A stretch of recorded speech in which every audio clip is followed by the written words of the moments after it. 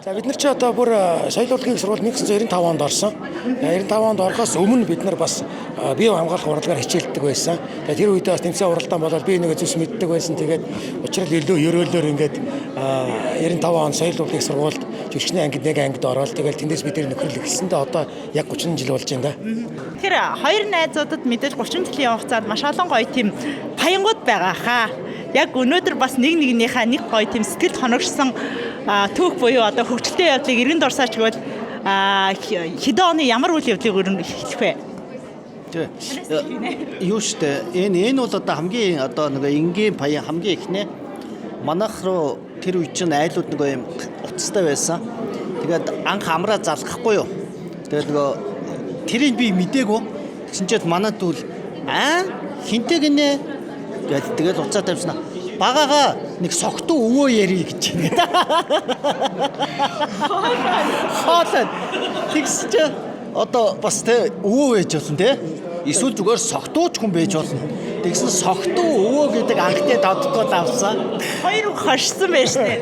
Харин тэгээд миний хоолой сөөг болохоос утсын санаас хаалганы санаас тийг сонсогдоод байд. Таны хувьд найзынхаа Би одоо улсын их хурлын гишүүнийг бас ингэж ордон дотор хамаагүй мангааг дэлгэж болохгүй байх нь ёс зүйн үед бол болохгүй хаа гэж бодож байна. найз гэж юу нь яг юу юм бэ?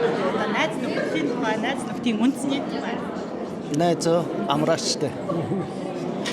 Найз нөхрөл гэдэг бол нөхрөл юун дээр тогттой гэвэл ойлголцол хүндлэл дээр л тогтдог тий. Би нэг хэрэг хүндэлж тэр нөхрөл хамгийн бат бөх байдаг л гэж би боддог доо.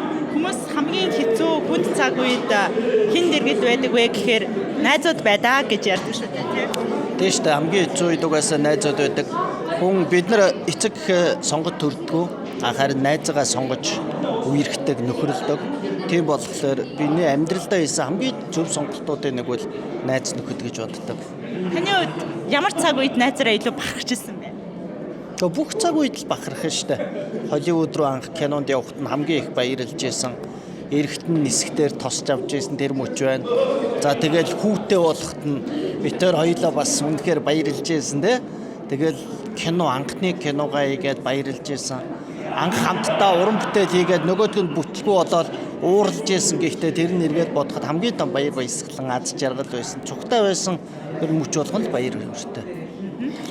Баясаа бол үргэлж намайг гайхшруулж идэг. Заримдаа ингээд 90 кг болцсон байж ийснаа 66 кг бодибилдингийн улсын аврагт орчдог ч гэдэг юм уу тий.